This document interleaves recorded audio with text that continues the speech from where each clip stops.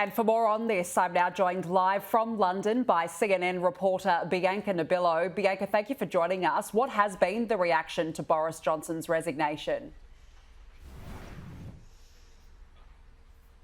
Well, I've been here on the green outside Parliament basically for the last 48 hours. And the main reaction that I've been getting from members of Parliament here has been, on the one hand, relief, because they've been pushing for this for such a long time, to have this cascade of resignations, cabinet members leaving, pressuring the Prime Minister to go. And just last night in the United Kingdom, we were being told the Prime Minister was defiant, buoyant, digging his heels in. That was concerning members of Parliament who thought that this might get very messy indeed. And it's still a mess, but at least the Prime Minister's going in their eyes, and that's something. So there's been relief. There's been a lot of depression and despondency and sadness from members of the Conservative Party.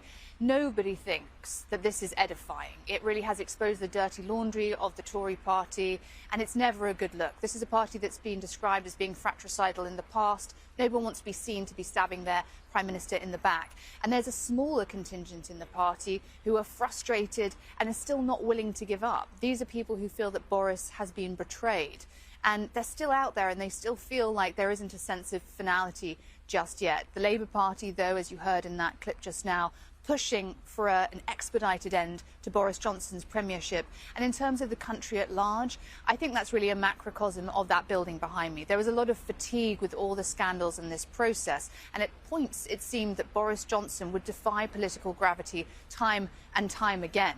And that every time we spoke about these problems, we were like journalists who cried wolf, because for any other Prime Minister, they would have been resigning matters, but not him. However, this time, the gravity caught up with him, and he's now subject to the political laws of physics, and it's all over. It is all over. It did catch up with him in the end. Bianca, is there a likely front runner at this stage for a new leader?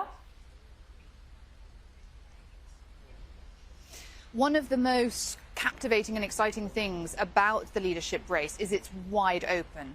It's not like when Theresa May was pushed out several years ago, where there were quite clear front runners. This time, the field is quite varied. We have people from the far right of the party who are Brexiteers, to former defence ministers who took part in reality TV shows about diving here in the United Kingdom.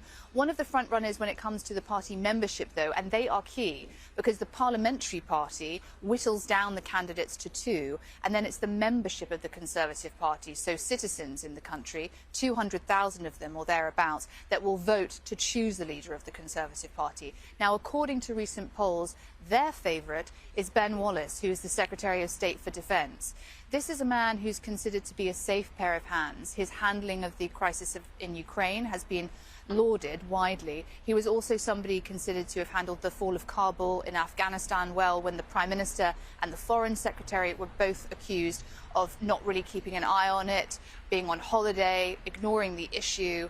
He also appeals to both sides of the party, but he's definitely a dark horse and doesn't have the same traits as Boris Johnson, such as the obvious political nature and the charisma on the surface, but that could be appealing.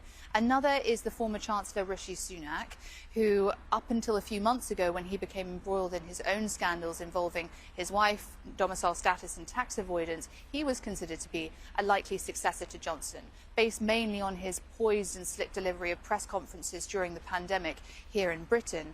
Another might be Sajid Javid, who was the former health secretary, whose resignation precipitated this entire crisis and ultimately the Prime Minister's resignation. He's got a compelling backstory. He's the son of a Muslim immigrant Pakistani bus driver. He's a different kind of Conservative candidate. But as you can see even from that brief description, it's a very varied field, and it's just the beginning. Tory Party leadership contests are always notoriously unpredictable. Theresa May managed to win the last one, but only because the other candidates knocked each other out. And sometimes these things are less about who has the most friends within the party, but about who is less conspicuous and has the least amount of enemies, which is why there's no way to say at this point who is going to be filling Boris Johnson's shoes in a few months. Well, it's been an incredible day on Downing Street and a long way to go, as you said. CNN reporter Bianca Nobilo live in London. We appreciate the update. Thank you.